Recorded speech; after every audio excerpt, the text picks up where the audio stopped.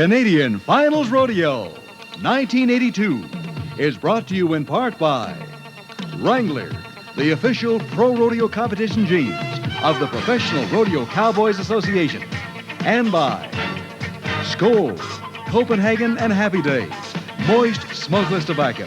Enjoy a pinch of pleasure without lighting up. And by the Lethbridge Brewery, brewers of Lethbridge Pilsner Beer.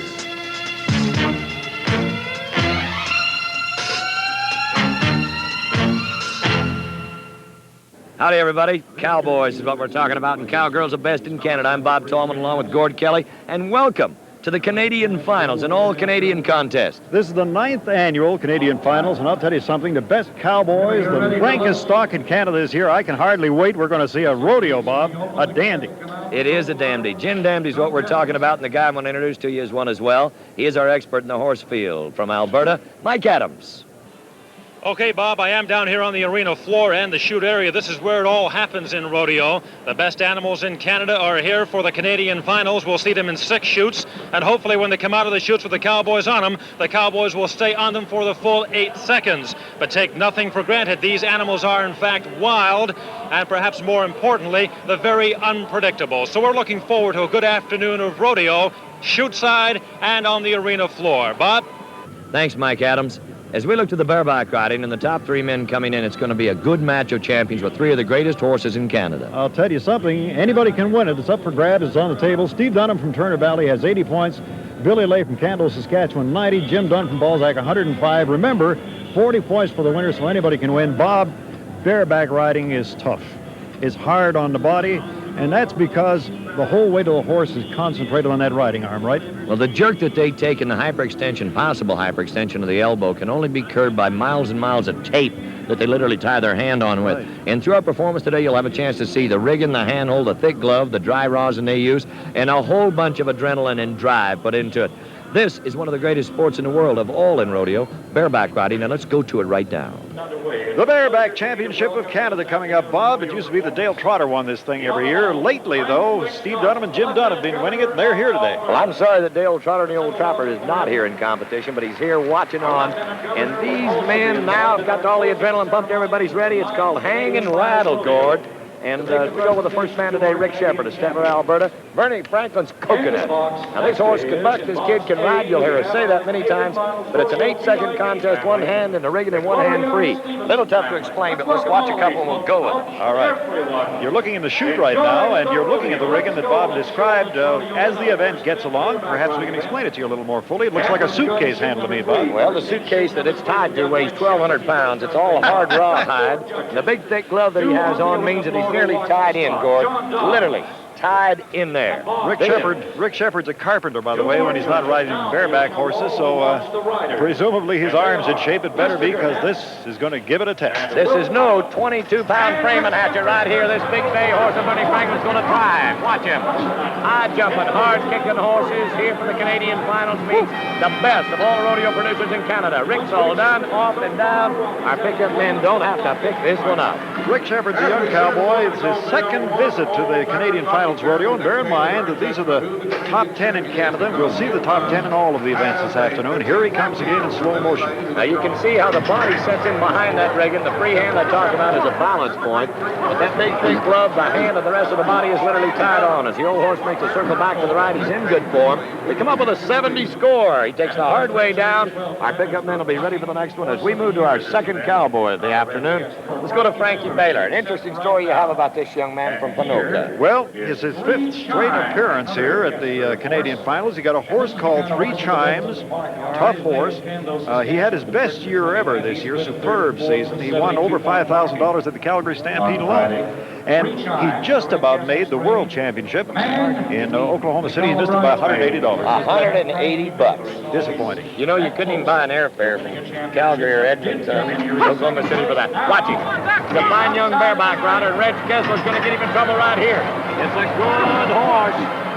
Good horse. Great horse, I guess you'd have to say.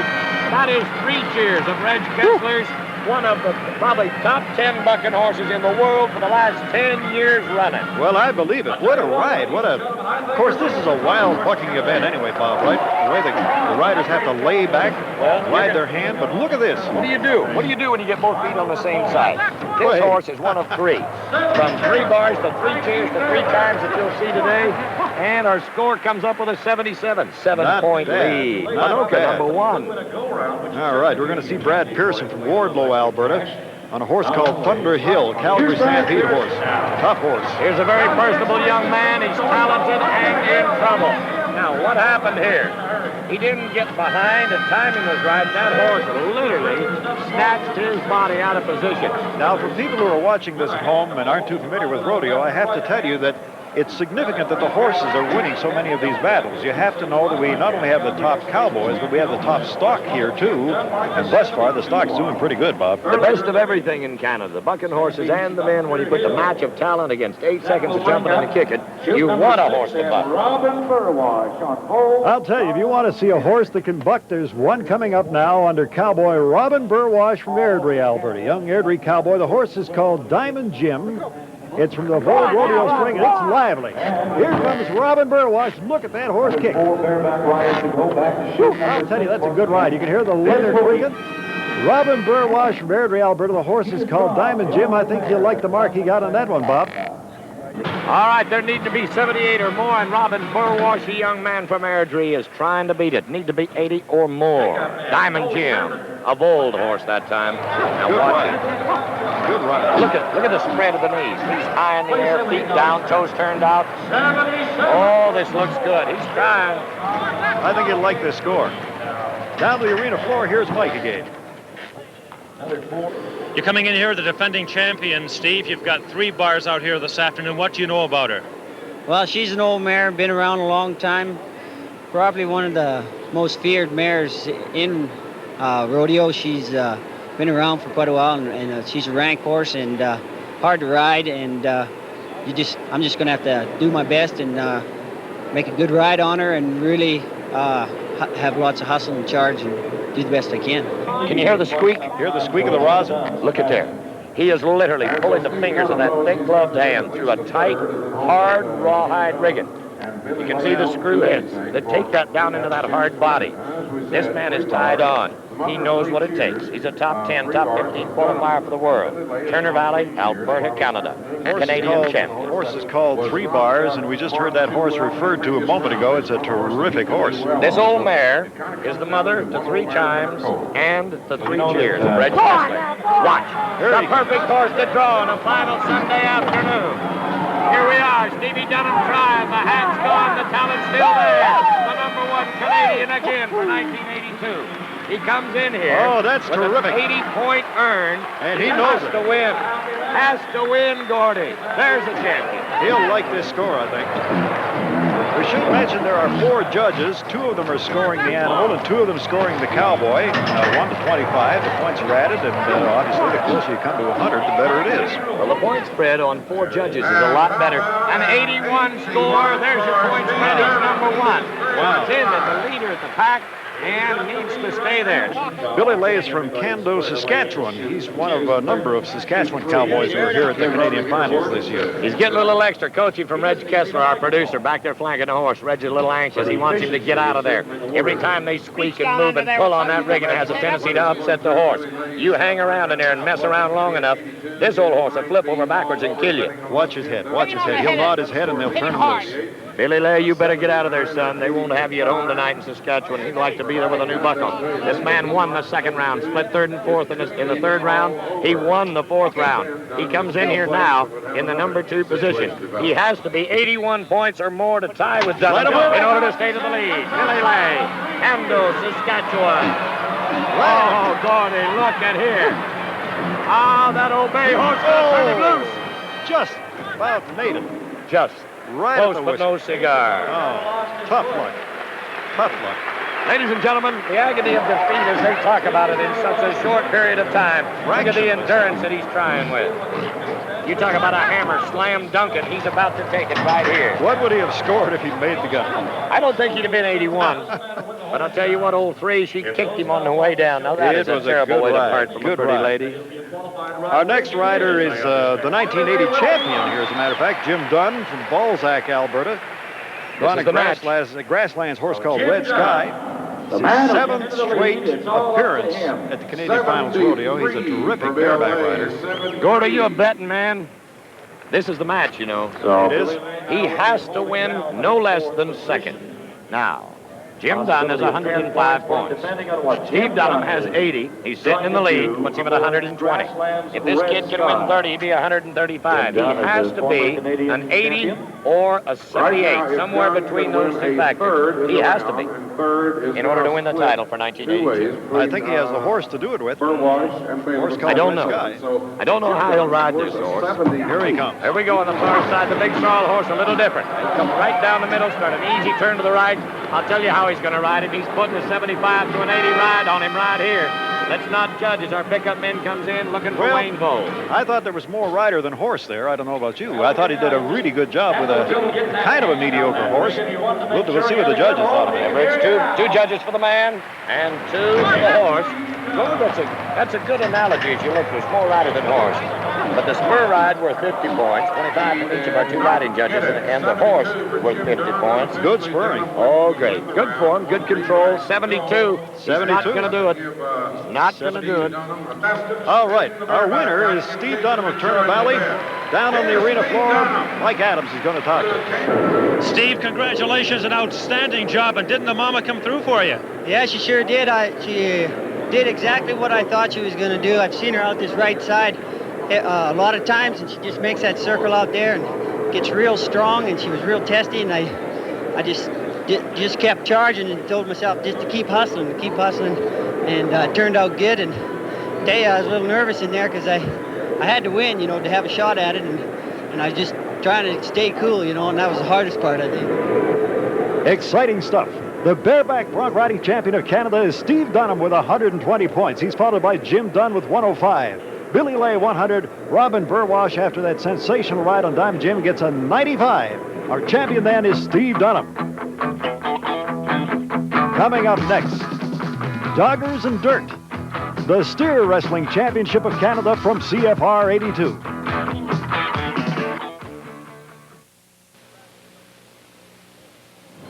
Welcome back, everybody, to one of the greatest sports of all in the North American continent. This is the Canadian Championship Steer Wrestling, where a cowboy's paid $20,000 for a horse, a beautiful saddle, a truck, and a trailer, and a wife that's anxious to see him jump off at 30 miles an hour to grab a steer, twist one down, to try to win a part of $120,000. What a way to make a living. I'll tell you something. We've got 4 great Canadian cowboys who've got a shot at it here. Harley Hook from Kamloops, Ken Gunther from Monitor, Glen All from Claresholm, Blaine Pedersen, who's a rookie, by the way, from Amisk, Alberta.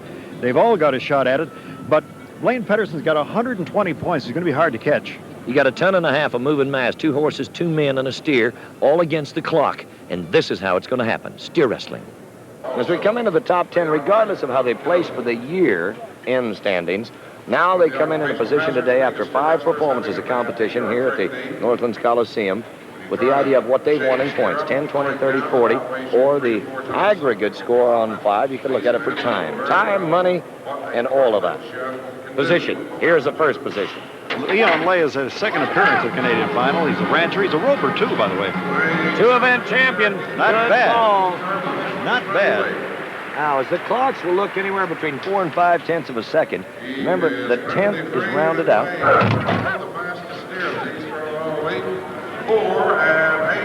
All right, it's 4 and 8 as they round it out. 4.8. By the way, if you're wondering just how fast this can be done, the record in Canada is 2.9 seconds, set at the Vulcan Rodeo in 1981 by Ralph Nelson. 2.9 seconds. Can you imagine that? That's cheating. Nobody can do that, Jeff. What can you do in 2.9 seconds? Right out of there. We haven't talked about the barrier yet, and I'd like to do that right now. Watch as our line judge pulls the barrier line across in front of him. Fred Gladstone, famous father of Jim Gladstone, now to be an attorney rather than a world champion calf roper, pulls a line across in front of the man. Now he turns the horse. That line is hooked in a pin ring situation, of which the ring is on the barrier line, the pin is on the rope that's around the steer's neck. And as our cameras will have an opportunity to catch the steer coming out of there, watch the jerk line. When he gets to the 6-foot head start point, that'll trip from the steer and trip the line in front of the man. If you break that barrier by not allowing it out of there far enough, Kent Butterfield here would be added with a 10-second penalty. That was a lucky run right there, Gordy.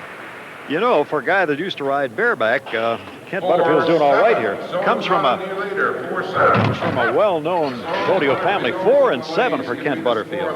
Now that 4-7 can hold him in there to destroy what some other guys need today, called points. Yeah. The bottom end of the men can win all the points, take it away from the leaders that need it. Could change how the title will be handled here for 1982. Rodeoing seems to run in families. You'll be hearing that Butterfield name repeatedly this afternoon. There's a big family and all the cousins. There's a Greg, Blake, Craig, Kent, whole number of them. They go back a couple of generations. Tom, Dick, and Harry and Martha's around there right. somewhere. Here's Well-known Greg. Canadian rodeo family, and they've won a lot of championships among them. I'm glad that they don't have any longer of a name. They'd have to wrap it around the front of him, go around his shirt right there. This is Greg Butterfield, Ponoka, Alberta. 40 points earned this week. He won the first round with a 5 and 6. Fastest steer he's thrown all week was a 5-4, and it didn't place. Now, as our fifth man out, a hard twist to get him down. Non-cooperation, a little bit out of position. And he only weighs about 185, 190 pounds. He's not the biggest man. Watch here for position, Gord. Well, this spotty steer doesn't want to go down too badly. Watch. Well, he was off his feet. There he the goes. 5-6 that he throws this steer in today is not going to win it like it did in the first round for him. Did I hear you say 5-6? 5 6/10 seconds. Doug Wilkinson of Peyton, Saskatchewan will be next. His third appearance at the Canadian finals. Horsemanship is what it's all about. Be able to position the horse, ride him into position, and jump for the steer.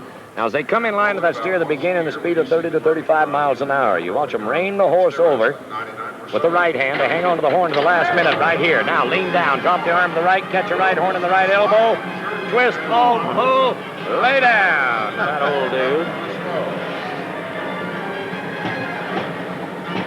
Doug Wilkinson, Peyton, Saskatchewan. 5 and 8, they're saying. Okay, that is official. Now, here's the position again. Watch his feet drop out in front of him. There's the slide. As he steps up, the nose of the steer comes to the ear, catches it with the left arm. The twist, you lay down and try to put your right hip right under his nose and roll over backwards with him, and it should work. Down to the arena floor. We'll meet a champion now, Mike Adams and Ken Gunther. Ken, you're in second spot coming into the final performance. You're about 40 points behind. What's it going to take to overtake the leader? I'm going to have to win this go-around, and for Blaine not to place at all. This cowboy won $50,000 in a matter of seconds on a Sunday afternoon this summer at the Calgary Stampede. How's that? $250,000 dispersed in less than 40 minutes at the Calgary Stampede in 1982, and they tell me they're going to go back and do it again in 83. Here we go. Here's a $100,000 winner in Canada for the year. Kenny Gunther with a long jump. He's tied for second and third in a round right now. Nice and smooth. No extra effort. Everything looking good. He's here with an 80-point second and third split with the next man, Glenn Alm. Blaine Pedersen is the big fella from Alberta they're trying to beat. You know, doggers are usually big, strong cowboys. Gunther is obviously strong, but he's not one of those 6'2", 230 pounds characters. Well, you can see right here, the size doesn't make all of the difference. The biggest cowboys in the world will tell you it's the artistry in this event. Ride a good horse to get you there in a hurry. Don't break the barrier. Try to beat your last mark and let the clock take care of the rest of the guys. This time, as we watch Glenn Alm come out, maybe you can pay some attention to the other guy here. He's called a hazer, and his purpose is to keep the steer close enough to the contestant's body so that he can make a clean leap and a clean grab at it. That's the idea, and it doesn't always work that way. He does not pay an entry fee, has no chance to win the money, and very seldom is he ever paid by the winning steer wrestler. It's just something you do in the field of sportsmanship, camaraderie. This is an individual sport of rodeo. It's different than any other. There he is on the left of your screen. And puts him in good position. That is the president. By the way, look at here. Hey, hey, hey, hey, happy times are here again. He liked that. Oh, he's got to go back and help the steer. Glenn Alm really liked that time. Now that's Lee Phillip of Carsland over there on the Hazen side, but watch here. Perfect motion, caught him in the air, 3.8. We've got a new winner, and you know what? It's all going to happen right now. He is coming in here with an 80 points. That second and third split. Kenny Gunther didn't do it a minute ago, so now possibly with the first, he could be in there with 120. If Blaine Pedersen does not win first, second, third, or fourth, here's the last man at the top of the pack, we will have a tie for the 82 champions. That'll be exciting. Blaine Pedersen is the Rookie of the Year this year, so when you consider that this is the national championship, you got to say that Mr. Pedersen's a very promising young cowboy. Blaine Pedersen has placed in every round. Second and third in the first, a fourth, then in the second. Third, he was second. Second again in the fifth round. This is what we're talking about in consistency. The youth of Canada is seen right here. He's intense. He is ready, too. He needs to be in a 4.5 to a 5-second run just to place. It's going to happen. Oh, no. Oh, no. The luck of the draw. Look at here. That old steer will not lay down. We've got a tie. We've got a tie for the lead for 82. Well, this is pretty exciting. Ken Gunther had a shot at it, didn't do it, but that sensational 3.8 by Glenn Alm gives him 40 points as the winner, 120 total. Okay, now what happened? He went to put the bend on the steer, actually came around too quick, didn't get the fall with the fold. Now, you have to think about that. One follows the other. He's 9.3. That will not place here today. All right, We've got a tie. We've got a tie, I Yes, believe. we do. All right. Blaine Pedersen went into this with 120 points. Glenn Alm ran his total to 120 points as a result of that 40-point first-place finish. So we've got a tie between Glenn Alm and Blaine Pedersen. And we're going to have a contest right here. Two more animals will be put in the chutes. And we'll have a sudden death final for the Canadian Championship between Blaine Pedersen and Glenn Alm.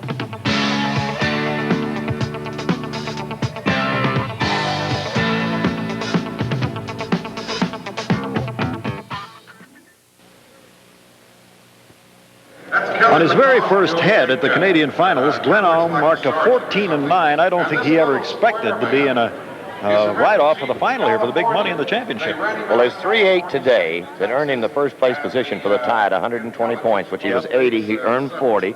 And a 9.8 by Blaine Pedersen puts us in the situation for the tie. As you watched him riding the first time, we mentioned that he's cool, calm, collected. The intenseness is there. But here's where the youth, the white line fever, the burnout of those miles driving late hours, fast cars, planes, rent-a-cars, all those things have not yet got to this young man. Now watch it. This is actually the most sudden death situation we could come to. Whoever wins this round is going to win the Canadian title for 1982. Pedersen from Miss Alberta is down. Look at this, under 4 seconds. Under 4 seconds, we may beat it for the week. It's official at a 3.7. We're down and in there. That means we need a 3.6 or faster by Glenn Alm. Glenn Alm did 3 and 8, you'll remember, but it's a little much to ask a man to do 2 of those in a day, isn't it? Oh, no, these guys try to throw them down. They'll throw 40, 50 steers each. Here's where it comes to. What can you do for a part of $120,000 in less than 4 seconds? We need a minimum of 3.6 to get in that position. Glenn Alm's from Claresholm, Alberta. He's a 25-year-old cowboy. It's his first trip to the finals. You better know he's excited. Would you like to be the Canadian champion of something? I don't care what sport it is. Here is the finest hour in the final run in the steer wrestling for 1982. The bearded beast backs in, big man, adrenaline pumped here. He is ready. Now, his eyes are watching the horse and the steer. His mind is thinking about the position of where he's going to go, and the heck with everything else. Look at the eye on that horse. He's thinking about it, too. I think he knows. We need a 3.6 in a position. He's already a little long. Hit, fall, twist. You've got a new leader, and it's not that man. I'm sorry. Oh, boys, there always has to be somebody win second as he limps away today. The man who comes in second for the pack for the year, ends up number 1, Blaine Pedersen of a Miss Alberta. A 5.7 is what we have for Glenn Alm. Gord Kelly, Let's go down to the arena floor and meet our champion with Mike Adams. Blaine Pedersen, 1982 steer wrestling champion, and how exciting can it get? You came down to a ride-off. Oh, it was tense, all right. It was a lot of pressure, imagine, on both of us. And I was just glad to win it. But Glenn, he's been bulldogging good, and I just come through, I guess. You both came in here, your first appearances of the finals, but it's different in your case. You're a rookie. This is your first year on the circuit. You've been doing a heck of a job. Yeah, I've had a darn good year this year. I had the rookie one, and I was glad of that. Make the finals and then to win it, boy, that's a good feeling. Congratulations. Thanks. Well, you're right, Mike Adams. How exciting can it get? In the regular competition, Blaine Pedersen 120, Glenn Alm 120, and Ken Gunther 95. And then in the sudden death ride-off, 3.7 second sensational time by Blaine Pedersen. He's the champion for 1982. Speaking of champions, we've got some future ones coming up. Tomorrow's Cowboys on the Novice Saddle Bronc event next on CFR 82.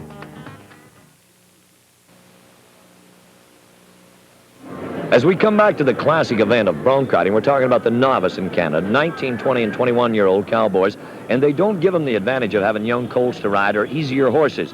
These kids better have their hammer cocked, and I'm sure they do, as we'll take a look at the top 4 for the novice bronc riding. And they're all from Alberta, as it happens. Mark Leggett has a 75, Alan McKenzie 95, Wayne Powell 95, and a young man named Guy Shafka has 105. He should win this thing, and I predict he's going to win a lot of money in rodeo, Bob. I wouldn't predict anything when it has to do with cowboys, horses, animals, or all the variables within an 8-second ride. But let's watch the 6 best for the 1982 season of the novice bronc riding. We'll start right here. The Novice Saddle Bronc Championship. These are young men who aren't yet professionals, but I'll tell you, they can ride. You're going to see some good bucking in this event. This is a saddle bronc competition with the young cowboys. First out, we're going to see Dwayne Pillman from Lloydminster, Saskatchewan, right on the border. Second trip to the finals, and the horse is Mother Goose. Mother Goose, a nice little gray horse. Look at this, jump and kick at the rocking chair. Now, remember the bareback riding. We'll again judge him with a 125 factor for the man from each of our judges. And we have 4 judges, so it's 1 to 25 for the horse as well. Pillman's all done at the end of 8 seconds, and most of the same rules apply from the bareback riding. Let's watch it. The first jump out of the chute right here. There, the spur is up in the shoulder position. After that point, we look then to the spur action. From up in the shoulders back to the cantle board. The free hand free, and we are watching a 72-point ride. The young rookie, 19 to 21 years old, is what we're looking at for the age factor. Another Saskatchewan cowboy, Marty Kelleher from North Vandenberg, making his first appearance here at the Canadian Finals. He won the Novice Bronc Riding Championship of the Calgary Stampede this year. He's a up-and-coming cowboy. The horse is called Shorty. I don't know the horse. Do you know? Shorty will mess up your mind. Really? Yes. This is a Northcott rodeo horse. And this cowboy's only been bucked off once this week. He split first, second, and third in the 3rd round. Came back in the 5th round to win first. That happened last night. But this little horse, I guess if you'd have to say, he's all right to draw, but there's better ones. Watch him. See how I handle him. See, he's got a little duck in the dive, and you hold him out over the front end. If you ever get piled out too far, it's good night, Irene, and Mother Nature and you are going to meet nose to nose. Whoop. Well, Get off, he says. you were remarking a little earlier on, Bob, that riding these things is difficult enough, but getting off is a problem, right? It'll kill you. The ride is really the simple part of it. Right there, you see what happens. The horse jumps and hangs in the air, Gord, a long time. And then he drills his front feet in the ground, drops his head at the same time. Look, he's pulling you out over the front. A 65 score is what we come up with for Mortis. 6-5. So he's in the 2nd place. Let's go to Mark Leggett now, Venice. Here's a good one. They call this horse the Gentle Navajo. He's a Calgary horse from the ranch at Hannah, the many famous Calgary Stampede bucking horses. Gentle Navajo. Second trip to the finals, the novice finals for Mark. He's from Innisfail, Alberta. Younger brother to Jimmy Leggett, a great bronc rider and one heck of a downhill skier. He's won a 1st and a 2nd and a 4th this week. Comes into the 75 factor. He's exactly 30 points. He's behind our leader. There's your nod. Lift on the rein. The upper part of the body is balanced from the rein hand. The free arm keeps you out of balance. We got him in trouble against the wall. It slows your horse down when that happens. Ouch. Oh. Mark's not too excited about that ride, I don't think. We'll see what the judges thought about it. Of course, we mentioned a little earlier on, there are 4 judges, 2 of them scoring the animal's performance and 2 of them marking the rider, and the rider must spur. Now watch his feet here and see what you think of Mark spurring. Well, he's locked up right there. As the horse gets into the fence over here on the left side, it totally trips the horse in position. He can't keep that jump and kick up, and a 63 for Mark Leggett will put him in 3rd. So you want that horse to cover the ground, make a circle to the right or the left, and take a nice, slow, easy hop and jump down through the center. Cowboy from Seba Beach, Alberta, Wayne Powell, is going to be coming out here pretty soon.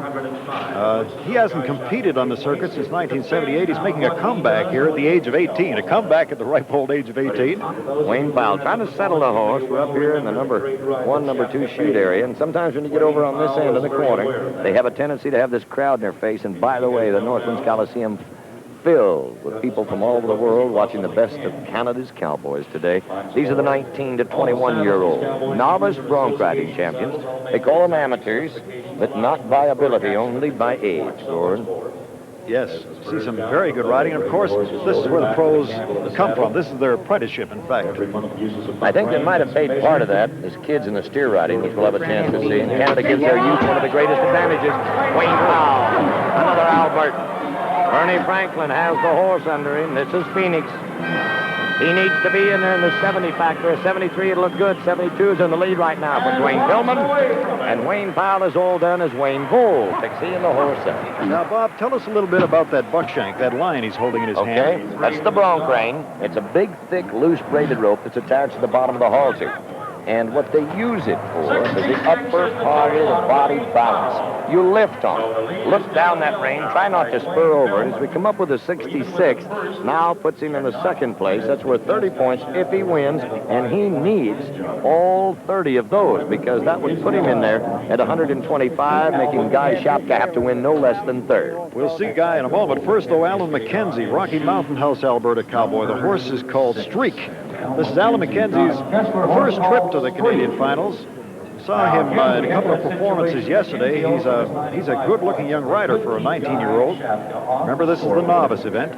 The horse is called Streak, a Kessler horse. You'll notice these saddles have no saddle horn on them. They not need it. You can't touch the saddle anyway. See right there, it's been put on and then cut off from the tree. Said if they wanted something to drag calves with, they'd have put a tie behind the cantle board. There's the nod. Look at the aggressiveness. And watch this little stocking-legged horse hand it to him right here, to the left, to the right. Jump and kick. Hey, the kids are hot. He's having trouble spurring him. That horse is flat gassing it when he got to the back end. A lot of speed. I'm not sure that Alan McKenzie would like that draw. The horse covers a lot of ground. More time in the air and better kicking's what we need. Right. See a horse run out there and then drop his head, try to get the cowboy out of position. Once he can do that, he can fruit loop him right out through the front. Dwayne Pillman is leading thus far with a 72. Alan McKenzie scored a 64. Down to the floor now. Here's Mike with Guy Shapka. Guy, it's been a good year for you on the rodeo tour, both in the FCA and, of course, here in the professional on the novice saddle bronc. Could you pick out a couple of highlights for the year 1982 as far as Guy Shapka is concerned? Yes, I had a pretty good year in the pro circuit. And I think one of my biggest highlights was when I won the National College Finals down in Bozeman, Montana. There must have been some pretty good people you're going against. You find that the novice, the young guys in the States are any better than we are up here? I think we can give them some pretty good competition. They are good, too, but we got some good bronc riders up here, too. Well, here's the man who might do it, who should do it, in fact, Bob. Well, he's got the right attitude. The boy knows what to say when you ask him a question. He wants to try hard. He's a very pleasant young man, comes from a good family. Attitude is probably 60%, up the other 40% ability. And then the next 100% is luck. It's the only 200% sport in the world. His name is Guy Shapka. He's drawn a horse called Scorpions, his second straight visit to the finals, and here he comes. Now, this is about the last shot. You'll have a chance to watch him in the novices, but look what he's learned in the last couple of years. Oh, there's a Marty Wood bronc ride for a young fella. Look at him. Oh, to the fans today, tips his hat. Cowboy. Put it in quotes and make them capital letters. Canada, there's one of the greatest you'll have in the next 15 years coming. You remember the name Guy Shapka. And here's the reason why. He's 105 points coming into the lead today. Got 10 points on everybody else who were tied for second and third behind him. Look at the ride. Perfect form. The horse is down. His feet are out in front of him. He's in with a 69 score. Unofficially right now, that'll earn him second. That's worth 30 to 135. I'd have to say you're looking right now at our champion for 82. Well, a runaway for the champion in the novice saddle bronc. Guy Shapka with 135 points to Wayne Powell's 115. Dwayne Pillman 100. Mark Leggett 80 points. Remember these names. They're future stars in North American rodeo. And speaking of the future, let's look further into the future and show you the boys steer riding championship at CFR 82.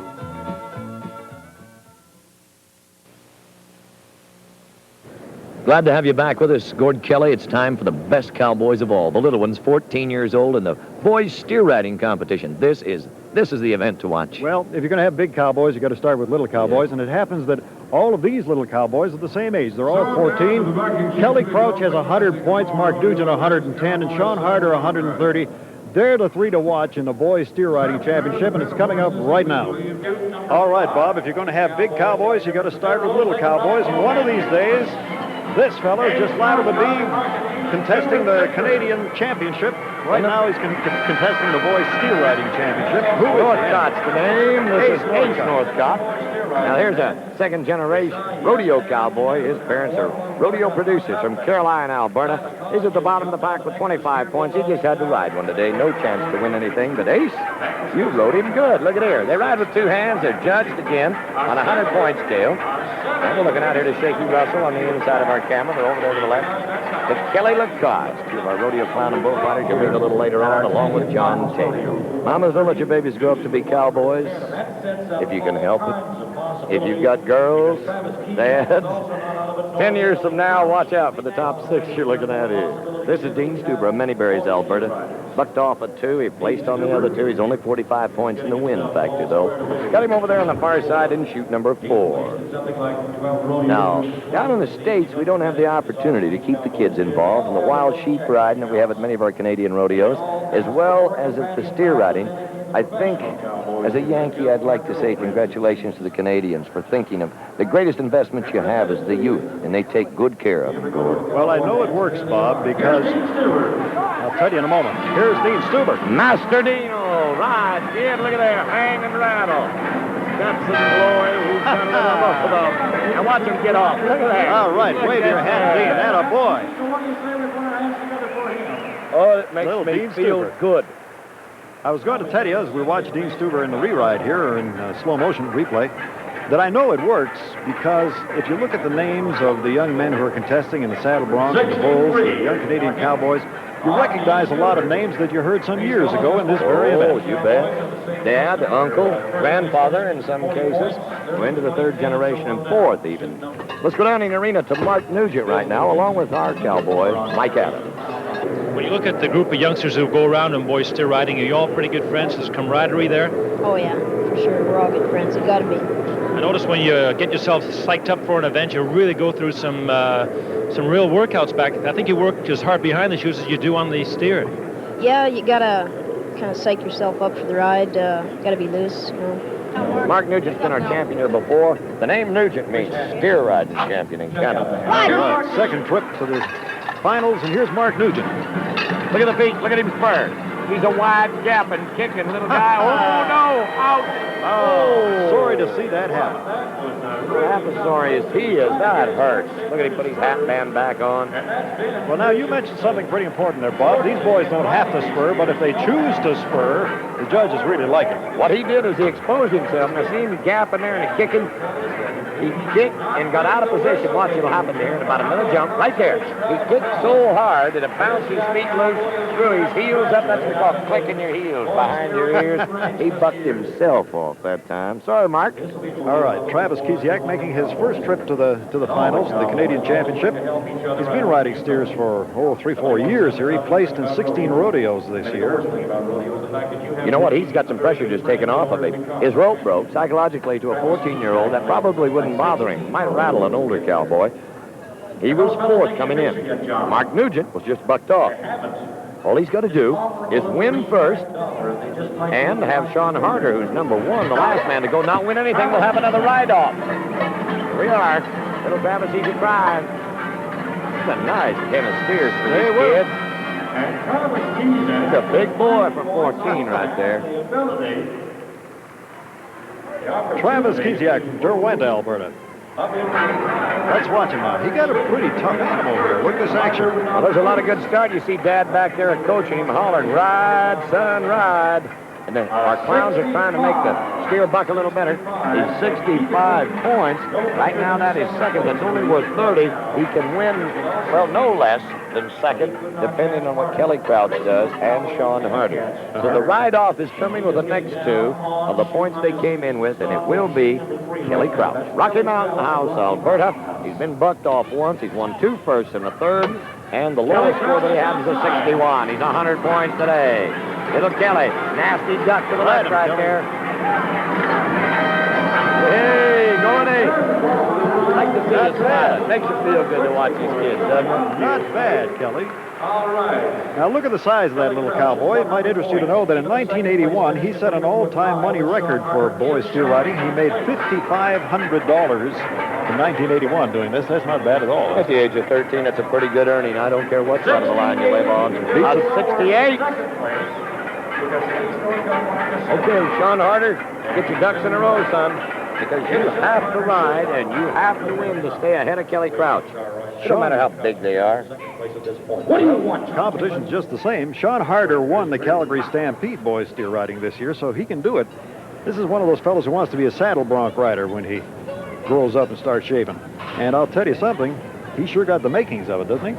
Why doesn't he want to be a doctor, a lawyer, a real estate broker, an insurance salesman, a heart surgeon? I bet his mother'd like that.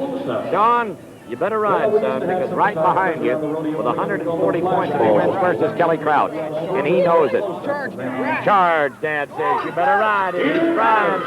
This is the ride that has to happen. He's in trouble up against the wall. We've got a new winner. The second man in is going to do it. Sean Harder lost it. Kelly Crouch wins. Oh, this has got to be disheartening. Here is where the extra trial gets you in a lot of trouble.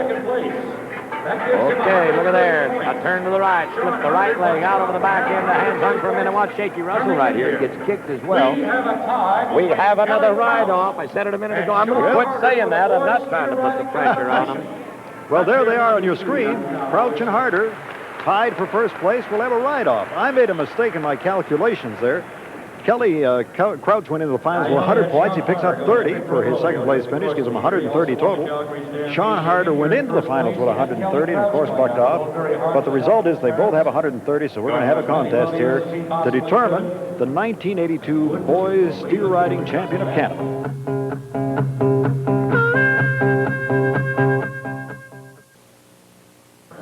Well, we're going to have a ride-off. To the left of your screen, you see young Kelly Crouch, roughly in the center of your screen now, tying his glove on, walking back and forth, psyching himself up, as a big cowboy might do, because this is the championship. This is the final. This gives either Kelly Crouch or Sean Harder the right to brag to his friends that he's the best in Canada. You see what he's doing there? Look at there. You thought he was going for some candy? No. That is a sock. I'm sure belongs to Dad or somebody. Dry rosin. Look at him slapping himself around. He's going to get up on there. And you think this kid's ready? Mom, Dad, Aunt Harriet, Uncle John, the rest of the brothers and the sisters, the whole family says, oh, come on, Kelly, you got to win. You've got to win first. Don't have to. For a kid that earned $3,145.70 coming in here, he's warming the rope up. That rosin in the gloved hand, pulling on there. And watch it. See the hand going up and down? The leather glove and the dry rosin run up and down that rope makes hot friction. Oh, look at there. That's Danny. I know little Dan. That's my man. Right here is Kelly Crouch. Oh, no. Oh, no. Did all of that pump hurt him? Did all of that adrenaline get overshot? Look at that. Look at there. Maybe. Disenchantment. I'm sorry, little fella.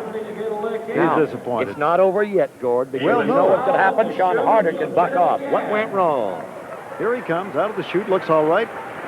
Up, he got on till at the end of the second jump. He was humped over. Wasn't sitting up there. He wasn't sitting up there where he was. Here's Sean Harder. He's ready.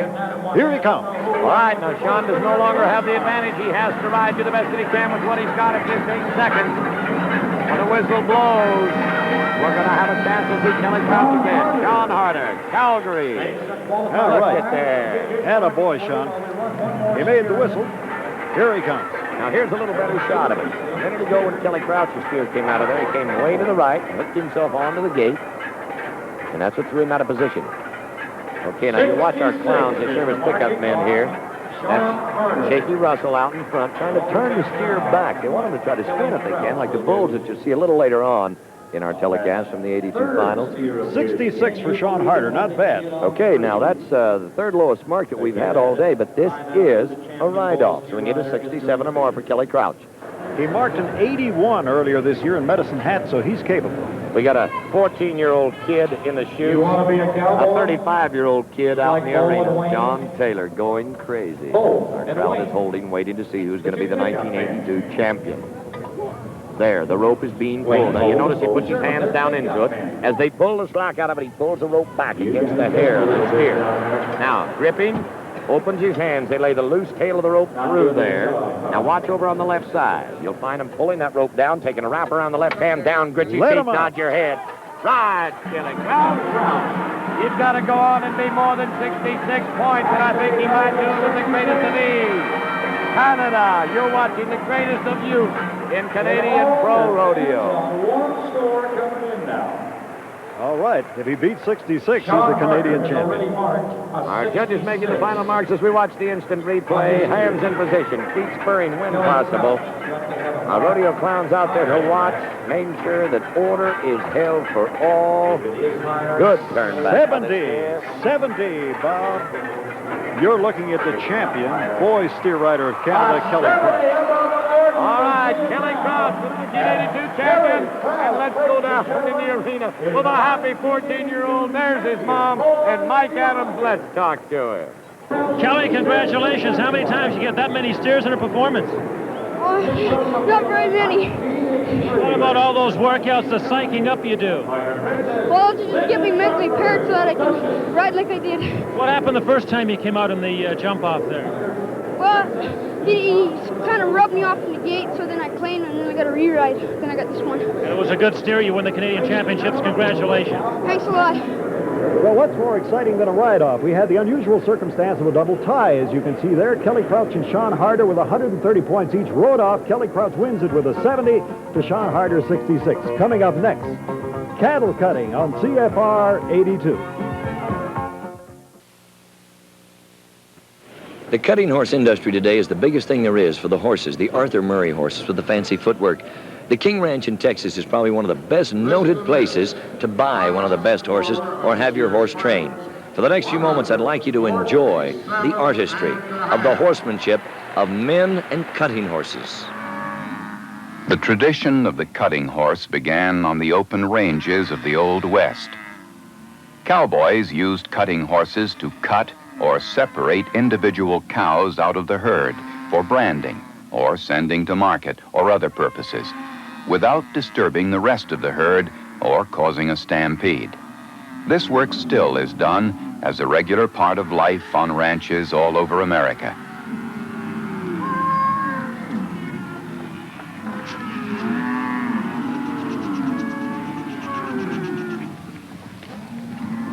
Over the years, the cutting horse also has become the star of a growing competitive sport. First, as cowboys argued and showed off the merits of the top cutting horse on each ranch. And then, as training and breeding techniques improved, the cutting horse assumed a very special place in Western life and tradition. To demonstrate the skill and extraordinary cow sense of a cutting horse, to show how this unique breed of quarter horse has been developed to the point where it can do its work with virtually no help from a rider, we went to the famous King Ranch in Texas. Here, the running W brand and the cutting horse are part of the history of the West. What a cutting horse does in competition in an arena is almost exactly what he does when working cattle on the open range. His job is to enter the herd, alert, but moving quietly and easily, to cut one cow out from the rest while disturbing the herd as little as possible. The rider's main job is to choose a cow that will challenge his horse and show him off to best advantage. Once the cow is chosen and separated from the herd, the rider must loosen the reins so that the horse is almost on his own, relying on his bred-in cow sense, his training, and his enormous athletic skill. The cow's instinct is to get back to the safety of the herd. The horse's job is to prevent that by keeping himself between the cow and the herd, like a football linebacker turning a halfback away from the goal line, or a basketball guard stopping a drive to the basket. The cutting horse goes one-on-one with the cow, anticipating, reacting, holding, spinning from side to side, turning on a dime, using all his skill to keep the cow from getting past him. Whatever the distance between them, the horse must work head-to-head with the cow, controlling it, countering any move with lightning speed and split-second timing, and without wasting motion. Seldom do the animals make physical contact. It is an awesome display of strength, skill, and beauty. Watch again in slow motion.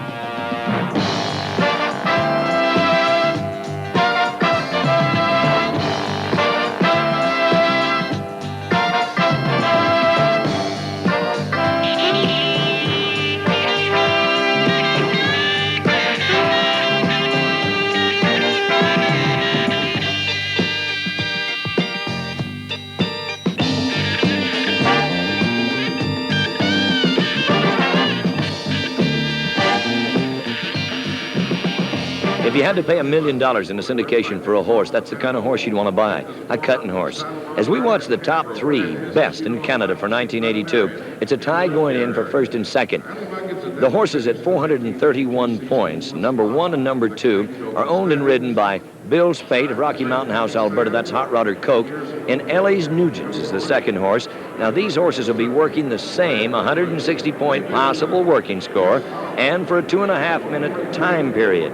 We're going to give you the best. The third horse, Mia Freckles, owned by Bill Collins of Calgary and ridden by Bill Collins, will be the third horse in competition. Watch the best in Canada for 1982. This is the number 1 kind of a horse to have if you're a working everyday cowboy. Well, I don't know if a working cowboy can afford a horse like Jinx Barbeau or not, Bob, but any working cowboy or anybody else, love to watch him work. Jinx Barbeau is owned by Lance Underwood from Kamloops, BC, being ridden by Rick Hook, former steer wrestler and calf roper today. Trainer of cutting horses for a couple of years. Jinx Barbeau is a 5-year-old gelding, was the novice horse champion for BC, 143 points. Pretty creditable performance by Jinx Barbeau. We're going to see 4 horses today in the championship, and here comes the second one. This is Mia Freckles, owned by Dunne of Prentice, Alberta, ridden by Bill Collins, well-known 4-time Canadian calf roping champion, runner-up many other times. Mia Freckles is a 9-year-old sorrel mare, was the 1982 Canadian Open champion, 147.5 points. High points today. Beautiful performance by Mia Freckles.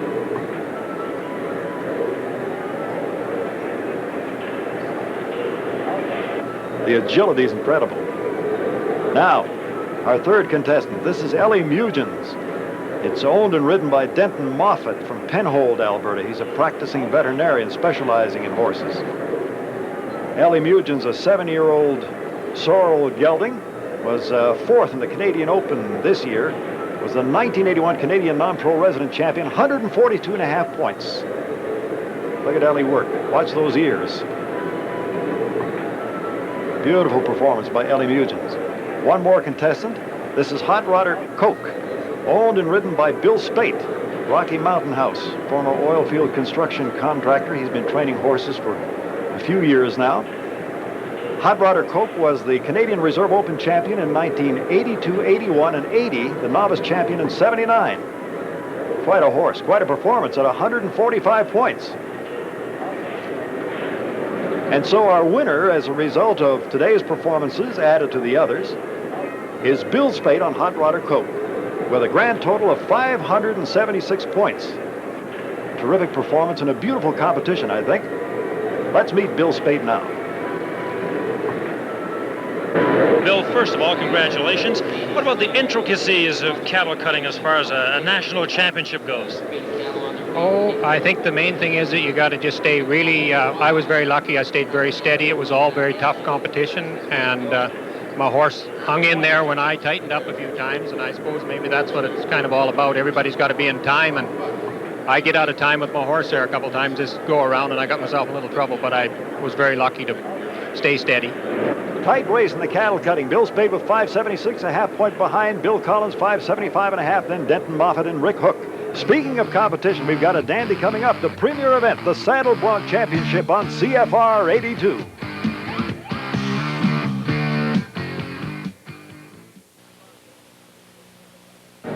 I'm Bob Tallman, back with Gord Kelly as we're ready for the bronc riding. In Canada, this is a classic event, as it is all over the world. But the Canadian cowboys are probably some of the best bronc riders ever. And I think it's because you have some of the greatest horses in the world in the Northland up here. I hadn't thought of it that way. Perhaps that's right. You're right. Saddle bronc champions, a lot of them come from Canada. And we've got one riding today who can't lose. His name is Mel Highland from Langley, BC. He has the Canadian Final Championship wrapped up, can't lose.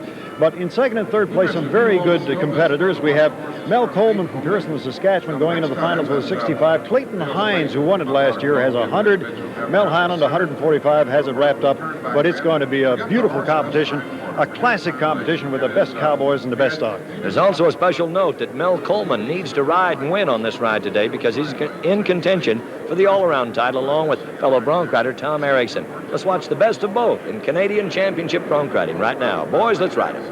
Well, there's a horse called McLean who's named after Kenny McLean, former Canadian World Saddle Bronc champion, and been drawn by Byron Kellis, young cowboy from Consort, Alberta, and I think it's a pretty good matchup, Bob.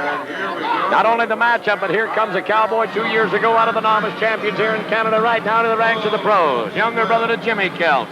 And you're going to watch them falter today, competing against each other in the Canadian contest. Old Canadian bucking horse riding of saddle bronc riding. That's a nice way to start it. Old McLean of Ernie Franklin's. 20 points is all that he's earned of the first 5 performances, so he really has no opportunity to place in the top 4, except there is a day money to be paid today. Look at that style. 78! Man, that is a way to crack out and start it off for Byron Hill. I'll tell you this. Now, that's a good horse. I think that's the reason he marked so well. It has to be. Jimmy Kelts is probably one of the top 25 most consistent bronc riders in the United States and Canada for the last 8 to 10 years running. Good attitude. However, yesterday afternoon in the 4th performance, I watched the horse unload him upside down, dropped him to the ground. It took him a while to walk away from it. Last night he was awful sore. This is the 6th performance in 5 days. These men are tired. They're sore. Jimmy Kelts and Vern Franklin's Transport, a bucking horse of the year in Canada. One of the greatest bucking horses in the national finals. There's a match of champions. He's going to beat his little brother. Not because I want him to, but because he's outriding him. Oh. I thought that was a great ride. I don't know what the judges will think. Now remember, as you're watching this all-Canadian contest for the 1982 finals in Canada, we're bringing up the national champions, of which many of these cowboys will be traveling to Oklahoma City to compete for the world finals. Look at that spurring. Front to back, nice rhythm, classic ride. It's action creates reaction, and an 81 score. 78 looked good for little brother, but now big brother with an 81. I'd like you to watch this horse because this horse is kind of a comedian. He's liable to do anything. And look at here. There's the determination. Rear back. He said, bail it in them, boys. I'm going on. Chris Anderson. Guilty cat. He's a happy-looking horse, and he likes what he does. Big. I don't know if I use that word right or not. I said comedian. There's no comedy involved in that. But look at him now. Watch this old horse. We come back to the replay. I think he likes what he does for a living. Chris is happy here. This is a big horse in addition to being being a tough horse and a mean one. Look at this performance. Good spurring action. 1,400 pounds of fun. There's no fun involved in that. 82 points. Hey! As the crowd responds, they're happy. Chris Anderson with an 82 score, number 1. This is the second saddle bronc final for Tom Erickson from Innisfail. And you mentioned, I think, Bob, that he's Canada's reigning all-round cowboy champ, which is quite a coveted title. Going after it again this year. You mentioned he was a newlywed. He married a pretty girl from Houston, Texas. I wonder if the honeymoon's over. He's had one of the poorest finals in the roping and the riding I've ever seen. I don't think he's got all the strength that he needs, but he's a great guy. He says in 1983, I'm going to smile more, be happier, eat better, and rodeo harder. Tom Erickson, Innisfail, Grasslands horse from Ted Bayrow. Nice bucking horse. Eddie Disco. Look at the air that horse gets up. Look at the kick. We're seeing some great riding today, Bob. If a horse doesn't kick, Gord, you really can't spur it. You need this action. Action and reaction. Jump, hit, click, hit, click. Took him about 3 jumps to really get started. The farther forward that he reaches, the farther back that he spurs. Oh, this looks all right. And a 68, not really too many points. Clayton Hines is about to get aboard a horse called Velvet Blaze, and going into this Canadian finals, Bob, Clayton Hines got 100 points. He is definitely in the running. Determination on his face. He nods his head. Here he comes. Oh, we got another one wheel around the corner. Didn't get him. He's going to go on with him. Look at here, look at here, look at here. Ooh. And into the wall he goes. I'm glad he landed the way he did. He hit that CFCN sign. That's the camera, and that's the sign to hit if you're going to hit one. Watch this. Oh, man. just a minute ago, Mel Coleman's horse reared back, and wanged him into that gate. Again, it happened. What it didn't hurt him at all. Here, he just got out of position. Oh, man, did he take a drilling right here. One more time. There with our side view cameras from CFCN, you get a better look at it. Now, the back view. Watch his feet. Here, too high. Jerked him up out of the swells. He lost the grip with the inside of the thigh. When he did, the horse took advantage of it. The loose rein just slam dunked him over the front end. Here comes the Cowboy of the Year. Mel Highland's his name, and nobody can beat him. Nobody. In this 9th Canadian Saddle Bronc Championship, he piled up so many points during the week. He's got it won already. His wife's already spent the money. Well, how that goes. This is going to be a good one. Stan Weatherly owns this Get him out of horse. there, man. This is Big Country Rodeo's J.A. Just the initials. M.C. Try. Just go on and ride. That old horse got a little weak towards the back end. Oh, look out, look out. We're in trouble against the wall. We almost had him right in our camera crew down there. Well, you know, Bob, it's a testimony to the professionalism of rodeo cowboys that Mel Highland, who had it won, didn't really even have to show up here today, did show up and rode a tough horse. Big Country horse J.A. Here he comes, the Canadian Saddle Bronc champ, and he scores a 70. Very respectable ride indeed. It is, but when you think about it, 70 points probably won't hurt him a dime. We're already at 82, 81, 78. Those are the marks that they are going to win it. 1978 when he won the all-around title. Second time to win the Canadian Bronc riding title. He has 7 times qualified for the national finals in Oklahoma City. He's married to a beautiful lady from down in Salinas, California. Been married about a year. I'm sure it's family time for the next generation. Tom Erickson standing by watching. This is the man that has to either be bucked off or win nothing. For Erickson to win the all-around. Mel Coleman, the second man with a chance. Here we go. Second one in less than 6 minutes. Coleman looking good. No way this horse will buck him off. Here's Lands, the Saskatchewan Cowboy. Now making his home close to Lloydminster. Oh, he's hurt. That ramming he took got to shake some ribs loose someplace. But he did a good job on GWG. To beat Erickson, he's got a mark of 69 or better. We'll be getting a mark for you in a moment as we watch Mel Coleman in slow motion here on that horse called GWG. This is a critical ride because, of course, he's going for that all-around title, as we mentioned a moment ago. Now, in Canada, you have to win in 2 events like we do anyplace else in the world, with the exception here. It's a riding and a roping event. So it's a timed event and a rough stock event. He's 75 points. That ought to answer your question, Gord. The winner of the Saddle Bronc, of course, is Mel Highland from Langley, B.C. Mike Adams is going to talk to Mel right now.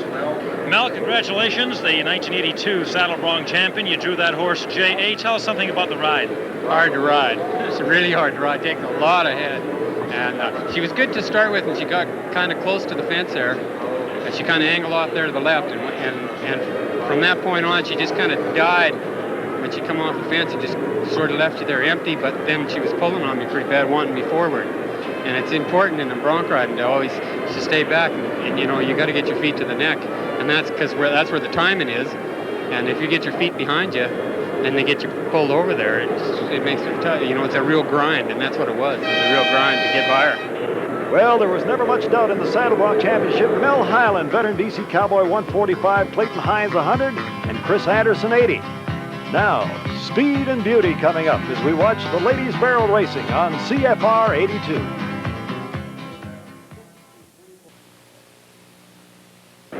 What we have for you now are the prettiest ladies on the fastest horses in Canada in the top 10. And what would a cowboy be without a cowgirl, and where would you get more little cowboys? I think the question answers itself. We're about to see the Ladies Barrel Racing Championship for Canada. Terrific contest because we have 2 ladies tied for first, 2 ladies tied for second. There are Joy Deuce from Grantham with a 60, Carol Stewart from St. Pierre, Manitoba with 60, Elaine Watt has 70, Patty McPeak has 70. These are fast-spirited quarter horses, and I love this event, Bob. With a turn to the right and 2 to the left, or a figure 8 doubled back, however you want to look at it, this is a horse race event. And I like the jockeys, and I know you will too. Let's watch them right now. It's time for the ladies in our barrel racing. Barrel racing is about to begin, and our first contestant is Frances Church. She placed only 10 times in 1982. She had some tough luck. She broke her ankle at a race in Vulcan about mid-season. But she's ready to race today on her horse, Leo. She comes in 10th place. Frances Church. And our first one to go is Frances interested in riding a green horse here in the finals because she had something very disastrous happen during the course of the season. But this horse has been getting better every night. That's Frances Church. We got a time on her in a moment. We were speaking with Frances a little earlier on today and found out that the barrel racing season now lasts just about all year. It's become quite a circuit in Western Canada. Frances does a 16.5. This is Amy Stone. She's from Madden in her second finals, and she's only 12 years old. So any of the girls who are watching today who wonder if they could do this, all you need is a good fast horse.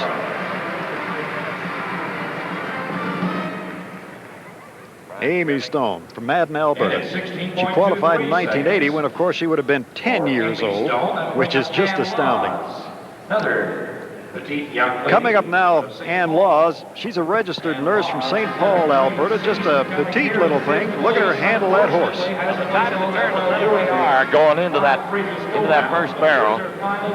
Here's where the horse race is going to happen. Everybody get ready. Whip up, mama. Go for the cash out here. Come on, Amy. That's a pretty lady, too, right there. 16.23 is the fastest time. The time on hand. Sheila Haggart's coming out. She's the 1981 Canadian Girls Racing Association champion racer. She's back to defend her title. She placed 21 times this year. She's from Winfield, BC, and she's quite a barrel racer. Now Sheila Haggart. Watch this horse. You know, you talk a confirmation. They say all them good-looking, big thoroughbred run-out horses are going to win first. This horse couldn't win a confirmation class if you had the judge blindfolded. But that don't make any difference. A little gray horse is a runaway dude. Lady rides well, too. Really a sprinter. Well, okay, as we get ready to go with Carol Stewart. Now remember those times, we had them to you, 16:60 a minute ago. Those running the 100s to try to keep from having any tie. Oh, look at here, we're talking about color this time. Joy Deuce is the lady. Joy Deuce of Granham, Alberta. 60 points coming in, she's tied here in a third, fourth, and fifth split, actually. 16.7. For Miss Deuce, 16.17. 2-3 is the time on Joy Deuce, but there's still, of course, Now, they actually sometimes time these in thousandths of a second. And this will be I'll tell you. So these horses are not your Saturday afternoon pleasure riding horses. No. Just a little high-spirited. I'd have to say, though, the conservative look at them in Canada, these horses are a little better broke than some of the American girls' horses that they ride. Already? They got a little bit of rain on them up here. The competition's not as tough, and these ladies are not out there to kill each other. I've seen some places, this is a hardcore contest. She knocks one down, the penalty of 5 for Marcia Thompson from Calgary. We'll add that onto her total time. She'll be at the 21-second factor, and that's going to take her out of the race. She didn't need to do that either. That's really too bad. 60.26 plus 5, 21. All right, now you see that run, they get that 90-foot run down that alley. Really does help them. Carol Stewart. She's the reigning champ, 1982 champ. She's originally from Manitoba. See how tight she can crank that last barrel, and here she comes. Ladies add a lot of color and glamour to a rodeo arena. This is the only contest you'll find in professional rodeo or Canadian professional rodeo with the ladies. Our time is at a 16 and 78/100ths. This is an indoor show, which is the reason why the girls are way back in the chute there. They aren't visible to the audience until they get out about 100 yards or so. We're playing actually right on the hockey floor, and the dasher all the way around is the wall, so it's not a full competitive course. Here's Miss Patty McPeak from Madden, Alberta. She's 90 points coming in. Here's the lady in the second place. She needs to beat Elaine Watt. Watch this Palomino horse and a pretty lady running. Hurry, hurry, hurry now. You know, the sign in the back is it says a pinch is all it takes, and that's all they need is 1/100th of a second. 16.62. Well, she'll be there close. Okay. By the way, that's a roping horse. Yes. That's Patty McPeak's husband, Roy's roping horse. From Raymond, Alberta. Here is the lady who's going to put the pressure on all up. She has 110 point coming in. This is Elaine Watt. Now, she's won a first, a second twice, and a fourth. Consistency. Horse slipped a little bit, leaving that second turn. Might have slowed him down, but watch old Charlie. Right here, let him have his head. Run on, whip a little bit. Run, you dude, she's thinking. And we're down with a 16, close to a 16-3. Let's get the official look at that clock. At a 16-33, this is our champion for the Canadian Cowgirls, Elaine Watt, Raymond, Alberta. Our Canadian barrel racing champion for 1982 is Elaine Watt, and you made quite a move, Elaine. You were 7th coming into the finals, and you are now the champion. How did the week go? It went really good for me. I had some really fast runs. I couldn't say they were nice runs, but they were fast. Some of your toughest competition might have come from Marcy Thompson, but she had barrel problems. Yeah, she did. She did have hit quite a few barrels, and plus her horse had gotten hurt about a week or so before, and he wasn't really running to his top potential. And your horse was? Well, he was running, let me tell you, but he wasn't turning. Okay, Elaine, congratulations. Thank you very much. A terrific performance today wins the championship for Elaine Watt at 130 points. Joy Deuce is 95. Patty McPeak is third with 90. And now, coming up, the Canadian Calf Roping Championship on CFR 82.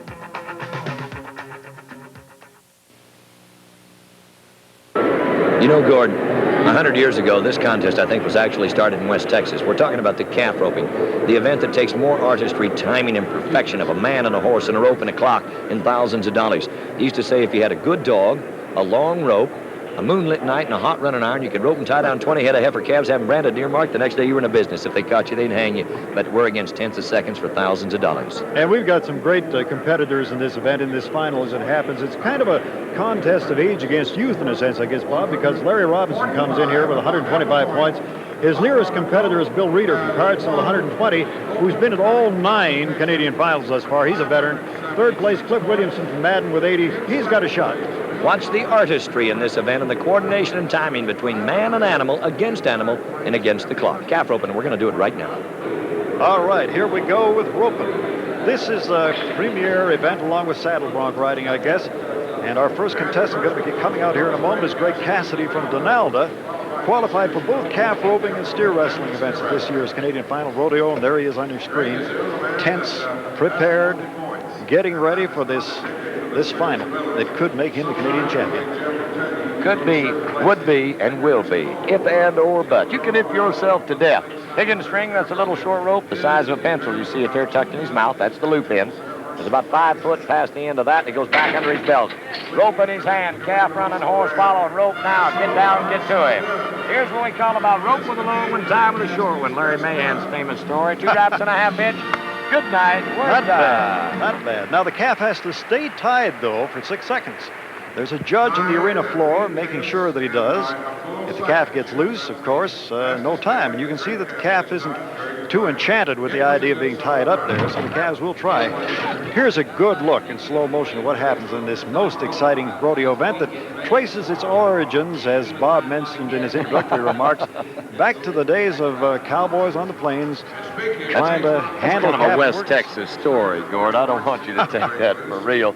He did it all in 9 and 8/10 seconds, but I'm sure there have been a few cattle rustlers that used this tactic right here to get them all down. 9.8 what we started out with a man from Stettler, Alberta. And how about Donalda, Alberta, Greg Cassidy, our second cowboy to go this afternoon. It's none other than Barney Barneson. Perfect name for rodeo or a hockey player or anything else. Yeah, I An think athlete. so. Yeah, Calgary's his home. Now he had a no time in the first, third, and fourth. And then he's had 3 no times in a row. It's either going to be win, lose, or draw. He's just going for the down. Flank him in the air. Step across. Gather 2 hind legs. 2 wraps. There's the half inch as he reaches through and throws it tight. Another one under 10. That's 2 calves tied. Both under 10 to start with. The final round puts the pressure on everybody. If they don't have a chance to win anything on the average, they're going for the cash. How about a 9-2? We just beat it by 0.6 of a second. Now, that's number 1 for Mr. B. Barnes. Now, his first year as a pro, Barney won the distinction of being the top rookie in the Canadian Professional Rodeo Association. So he's another guy to watch, another name to remember. Won a lot of money this year, and I think he will in the future, too. You got to rope and ride, bulldog and ride, whatever it is. Tom Erickson. It's his 4th attempt at winning the calf roping championship, by the way. Please don't let anybody think that I'm knocking on this kid. He's a good friend of mine, and he's the kind of cowboy everybody'd like to be around. He's got a good attitude. He's just kind of a happy-go-lucky attitude this week, though. Hadn't won him much money. All right, he's got him caught. The gray horse is stopped, backing up. Come on, Tommy, now let's rapid. Get Western, get rapid. Well, it's funny how the little things cost you. You notice how that calf kicked the leg there just as he went for the two back legs, and that cost him maybe a second. That second could cost him as much as $1,500 here today and a part of $120,000 he'd like to have. But we've got a speeding ticket for him. He left too soon. Didn't allow the calf to get out of there and trip the barrier line. Remember, we talked about it in the steer wrestling. Okay, now here's with the race. Here we go. Here comes Cliff Williamson. He's from Madden, Alberta. Won a lot of money this year. He's the 1980 Rookie of the Year. He holds the record for the most money won in a single season in calf roping. He's a terrific roper, and he's in the running. The best he can do is win second. He's 5 points out of winning first to go to the lead. He's earned 80. There's 120 and 125 with Bill Reeder and Larry Robinson ahead of him. This young man down in the States from Little Rock, Arkansas to West Palm Beach, Florida, the Cow Palace in San Francisco, wins on Monday. Look at here. Look at here. Williamson puts the pressure on him in the final round. 3 years ago, this big baby-faced kid said, I just want to be a cowboy. He is a champion, both sides of the line, and watch him in the slow-mo. You'll see why. 8 and 6, very fast hands. I think that Cliff Williamson gets this 8 and 6 by virtue of his speed on the ground. Watch him with that rope. Well, I hope the fast hands is a compliment to him and doesn't get him in trouble later in life for any other antics that he might get into. There's a roper here who's been here 9 times. Bill Reeder's his name, and Mike Adams is going to talk to him. Bill, you're chasing your second Canadian championship here. You're in a dog neck-and-neck fight with Larry Robinson.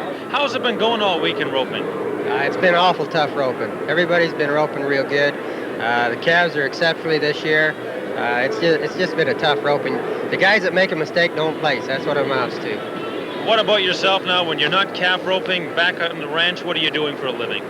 We raise a few cows. My brother and I run a ranch down there, and we got a few yearlings. I train horses in the wintertime.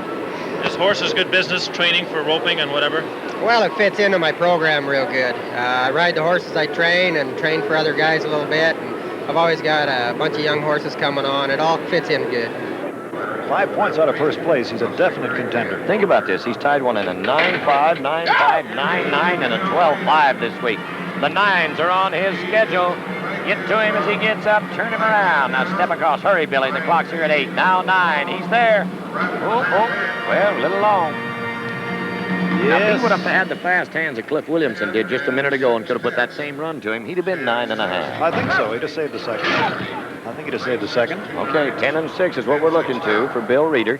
Right now, with an 8 in there in the lead. That 8-6 and a 9-2, 9-8. 10-6 is not too bad, but he needs more than 20 points. Larry Robinson goes into the finals with 125 points. And what does he need here, Bob, in order to win it all? I guess... well, you might as well win first. That's right. You know, the guy has to win third or fourth. That's all he's thinking about. Larry Robinson says, smoke him. I'm going to stick it on him and wrap him up and have the veal in the freezer in about 8 3/10 seconds. Second generation champion. The first time I came to the Canadian finals, his daddy was competing against him. Come on, Larry. Whoa, man. Hurry. Everybody get your hands in the air. He's down. Oh, what a nice run. We're looking at a 10 and 5. Uh-oh. Hang on. Bill Reeder's 10 and 6. He had to beat him. He's 1/10 of a second unofficially. Take a look, make sure that he stays down. Okay, a 10-6 splits fourth right now. That means that each of them only earned 5 points, 130 over 120. Larry Robinson is going to do it. From the statistical mind of Clem McSpadden, our arena announcer from Chelsea, Oklahoma, a thank you to many of those statistics. Let's go to the arena, our new champion for 82, and Mr. Mike Adams. Let's offer our congratulations to the 1982 calf roping champion, Larry Robinson of Innisfail. Larry, you successfully defended your championship. Tell us about the roping here this year. Well, I was real fortunate, especially here today. I felt like I roped pretty good all week, but today I just barely got the calf flanked, and I was pretty lucky to win. I guess pressure's nothing new to you. After all, 2 years in a row you've won the finals. You're going down to Oklahoma City. But what about sitting last to come in? Does that put on more pressure? Well, there's a lot of pressure, but I'd rather go last because then you know what you have to do. Like today, I knew exactly what I had to do, and I knew kind of what to do, I hope. You just made it, and by 5 points. Congratulations. Thanks a lot. A terrific performance by Larry Robinson on the final day wins the championship with 130 points. Bill Reeder, 125. Cliff Williamson, third with 120. Coming up next, Danger, the Canadian Bull Riding Championship on CFR 82. Don't make any mistake about what you're about to see in 8 seconds when you're watching a man pit himself, muscle, mind, and morals against a ton of fun or more. Bull riding in professional rodeo today is not just another event. It's the most dangerous and the #1 crowd pleaser and a heck of a way to make a living, Gord. Well, I'll tell you, it looks dangerous, and it is. We've got 3 really tough hands going into this finals who could win all the money. Don Johansson from Strathmore, 70 points. Cody Snyder from Red Cliff has 90. Brian Adley of Jenner has 105. They've all drawn tough bulls. I can hardly wait. The pride of Canada is at stake right now in an 8-second contest, 1 man against every bull, the best 10 of both. Let's watch it. Bull riding. I wouldn't want to ride any of these things, but the renegade that's about to get on this bull can ride anything with a hair on it. He says, put a rope on it. They turn back and bellow. You'll hear the bells are ringing. Little Jordy Thompson, Black Diamond. Whoa. Goodbye, my little friend. It's all over. They don't want to hurt you, but you figure a bull's jumping and kicking, turn back to the left or the right, and you get to spin, and you drop down on that well with the centrifugal force to get a hold of you. They don't really want to hurt you, but you can get it. Little Panda, turn to the right. Here he's in good control. Dale Johansson, Strathmore. One of the 4 bull riding Johansson out. Down under the hind legs. Panda's going to take to him, but he's not really mean. Thank God he doesn't have horns. Okay, there's how they tie the hand in. Now, during the boy steer riding, you had a chance to watch him tighten the rope and pull it across. He's locking his fingers down. Lays the tail of the rope back across. He's literally tied into the middle of this dude. The thumb cut out of there to give him a little less pressure. Rod Newfield, 7 persons, Alberta. This is a Red Kessler break called Bonaventure. Brian Abley had a 76 on it. This bull will buck, and the old colonel, he'll let him out of there. Crossbred Raymond Charlet. Jakey Russell right down there trying to take the bull by the ear. No horn. Now, Kelly Lacoste watching. Come here, bull. Good ride. Very good. Good rodeo, Gord. You're right. Good cowboys, tough stock. Watch the height that Bonaventure gets in his leaps. Remember that fence is about 7 feet high there, so... And that bull weighs 1,580 pounds. That's a lot jumping. 72 points. First bull rode for the day, 72, Newfield. Now, listen. These bulls, as all rodeo stock, have reputations, and the tougher they are, the more the cowboys like to draw them in one sense because they can score more, but in another sense they're taking a chance, especially with bulls.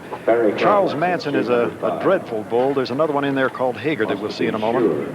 I wouldn't want to be Barry Corlin right now. I've often wondered why they named him after that gentleman, but he's still getting press these days, and this bull will give you some press. Now you see him holding on to the inside, and they'll actually hang on there as long as they can. If you happen to have the free hand on the gate side, watch him hold it. Here we are. Old Charlie gonna do it. Back here to the left. Jump, kick, and spin. Look at the kid ride. There's control. What? Horn goes the horn. He's there. Look at Larry. He's happy. Look at Larry. Now, you see, that doesn't happen very often. To be one of maybe 3, 4, 5 men in the last 5 years to finish an 8-second ride on that old bull. Now watch it. See the bull hit? Now he throws his head. Action. Slings his head. Slings his hip. That's no bull. But a lot of bull. All right, judges, what do you say? You mentioned They've got a 42-point score for the bull. Now that's half 84. of it. And an 84 total. Berg Williams, Mount Currie, BC. Ernie Dornstander waiting to jerk that gate open. Kid can't get the bull to stand quite right. He's got his legs down there. Now we're going to go with him. What do you do to stay alive? Here's the shot. Berg Williams, Mount Currie. Whoa. Watch out for the horn. Here go. Come on, Teach. Get up, get up, get up, get up, get up. Oh, thank you, Kelly Lacoste. Now, you're going to see what rodeo clowns are there for and what they're all about as we play back this sensational ride by Berg Williams from Mount Currie, BC. Here he comes on that big bull. Vern Franklin staying alive. How would you like to try to stay aboard that thing? I wouldn't even want to try to eat him in 2 years. Great ride by Berg Williams. Barry Corlick has the high points thus far with an 84, and coming up more bulls, Kevin Rockabar, Jim McKay, Don Johansson, Cody Snyder, and Brian Abley on CFR 82.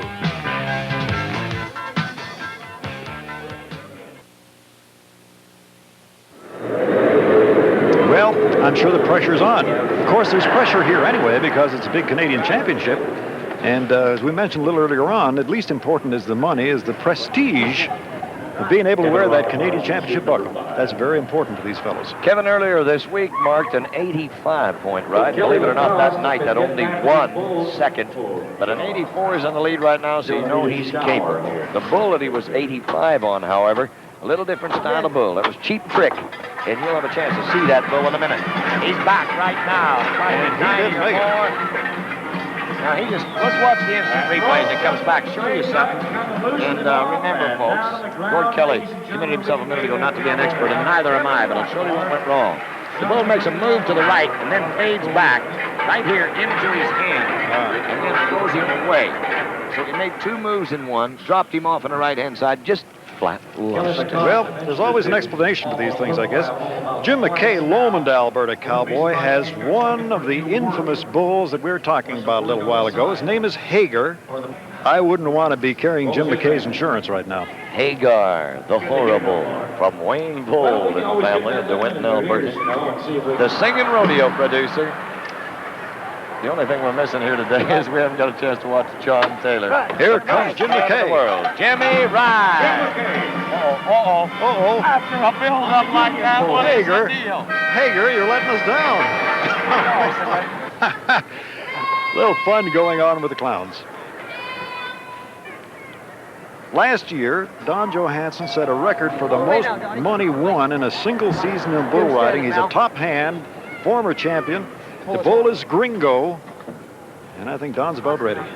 The crowd's ready for him.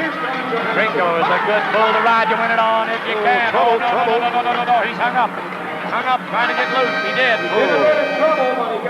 I was talking about if he could have rode him in one first and the other guys didn't win anything, he had a chance to win it all. But to come from behind in the 4th place position in the final round with a bull's on like that. That frightens me. No disgrace. That frightens me. That's called falling in the well, and I wish you'd explain how it works, Bob. Well, the bull's making a turn to the right. He's actually on the outside. The well would be on the inside. But he rides right-handed. He's off on the left hand. He's trying to reach with the left hand and untie the right hand. Now, could you think about what you had to do? If it was your life, it'd make a difference in how you did it. The red-headed stranger is probably going to be a world champion by my predictions in the next couple of years. That happens to be Cody Snyder. Right now, Mike Adams is with him. Cody, you talk about setting a circuit on its ear in your first year. Stampede, I remember you marked a 90 on Wilford. It has been a great year, hasn't it? Yeah, I've had a really good year. I've won a lot of money, been on a lot of good bulls, and things went really good for me this year. What about your performance here at the finals? I know you've won 2 goes. Yeah, they throwed me off my first one, and then I come back and win the next 2 go-rounds, and I was leading it coming into last night, and my bull didn't buck that good, but I'm only 15 points behind the leader, and I got a really good bull today, and I hope things go good, and I can come out as champions. You're on Northcott's Pearl Harbor this afternoon. What are you expecting from him? Well, I'm expecting him to probably go out there 3 jumps and he walks on his front feet a little bit, and then he probably turn back to the left and really buck. They were 85 on here last year in the last go around, and I hope to do this good this year. All right, we're back in business. We've got to see a couple of riders who are top hands. Young man from Red Cliff, Alberta. You predicted he'll be a future world champ. I won't contradict you on that one. I like his style. It's his first time here at the Canadian Finals. Cody Snyder, he's from Red Cliff, Alberta. The bull is Pearl Harbor, Northcott bull. And remember that these bulls were selected on the basis of their performance all week. They're the toughest bulls here. I told him the other night in the Cow Palace in San Francisco to watch out for this young fella. Not that he'd cause you any problems, but I like what he stands for. He's proud to be a Canadian. He's proud to be a cowboy. He likes what he does for a living. Watch this little gray brave a buck. Cody Snyder, ride a bull. He's got a lot of fans right here. Just a youngster. Pearl Harbor, old Northcott, giving it to him to the left, and Cody's in there. All right, boys, get him unwound, get him out of there. Whew. What do you think about this? Just a kid. He's only been driving for 2 years. Well, I like him. I think he's terrific. No matter how he drives or flies, the kid can ride. Now watch the bull here. The bull got off to a little bad start. Now he should be wanting to make a comeback to the right a lot sooner than that, right outside of the gate. He tripped and stumbled. Now he's going to come over here and try it to the left. By the time the whistle blows, he really gives it to him. I think this is a terrific ride. I know that bull riders feel that a spinning bull is more difficult to ride than one of these bucking bulls. And they will earn you more points. They will earn you more. 71. 71 for Cody Snyder. Taylor's goose. All right, our CFCN cameraman right down in there with him. He's warming the rope up, dry rosin on the glove, trying to get it set. You're looking at Brian Abley, General Alberta.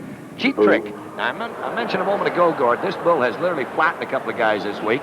But you know, I don't know how to be a sportscaster and not be prejudiced. I've been watching cowboys for 25 years and been one for that long. Do what they do best. I'd like to see this man win a title. He deserves one. Well, he certainly has a shot. 105 points going in. He's a long leader. The guys that have come right behind him, Donnie Johansson was thrown off. Cody Snyder was only 71. He's 1/4. The most he's earned is 100. So Brian Abley, just ride this bull.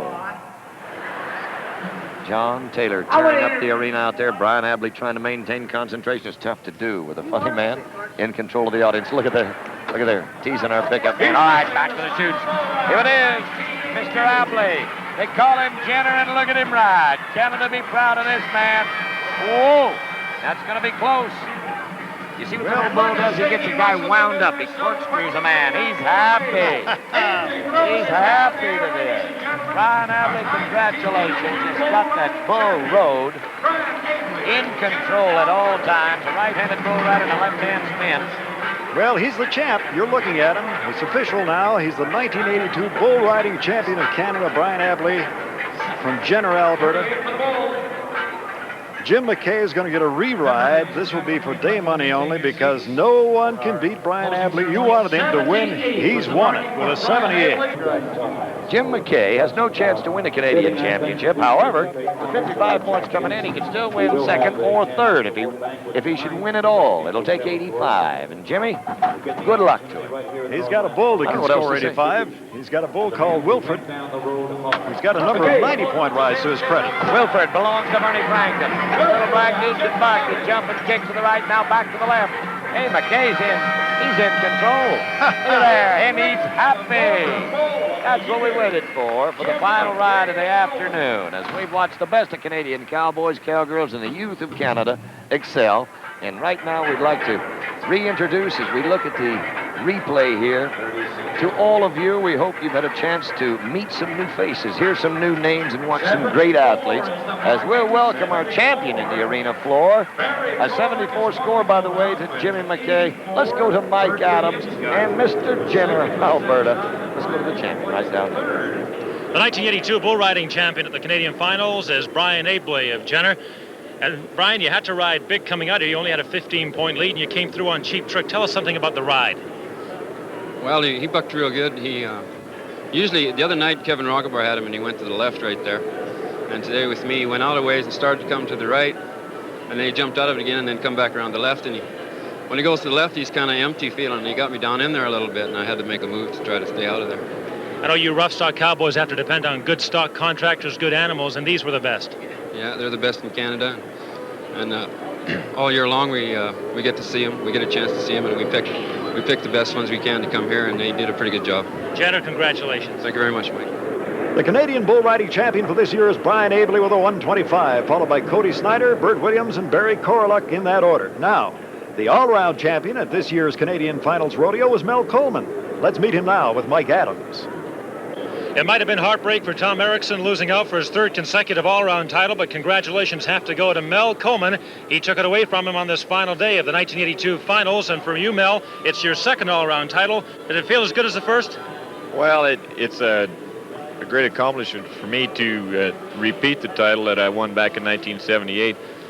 It's hard to say. Once you win something, I think the first time might be the best. I'm not sure. They always talk about pressure. You're only in here on one event, whereas Tom had two events he could have counted points from. That's correct. Tom was roping as well as riding broncs, and neither one of us had a real great week. He didn't draw very good broncs, and he was a pretty tough roping, and he didn't fare too well. And I just kind of was middle of the road. I didn't do well, but I didn't do too bad, and I just was very fortunate to beat him. On that last ride, you drew GWG as your re-ride horse. How about him?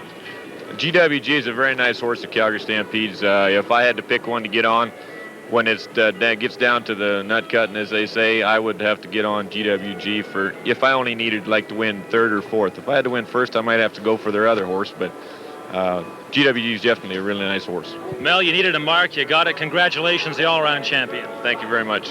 And that's the way it is then here on the arena floor and behind the chutes. It was an excellent rodeo. And before saying goodbye from my end of it, we have to say a belated congratulations to all the stock contractors because they do indeed do a fine job. So that's the story from the arena down here at the Canadian Finals for 1982. Let's throw it back now to Bob Tallman. Thank you, Mike Adams, for a job very well done in the field. And rodeo doesn't end. It just starts up next week someplace else. It's an 11-and-a-half-month season. I've enjoyed this one, Gord. Well, you know, there's something special about a final, something special about an indoor rodeo. I thought this one was special all around. Top stock, top cowboys. I really enjoyed myself, and I hope you did there at home. Gord Kelly, thank you for a job well done with your statistics and keeping us lined out. On behalf of our booth producer and our producer in the truck, Brian Vost, everyone at CFCN Television, I hope you enjoyed this across Canada. Let us know because we're going to be back in '83 with more from the major rodeos in Canada to some action for you down in the States. I'm Bob Tallman, proud to be a cowboy and proud to be in Canada with your top 10 greatest in every event.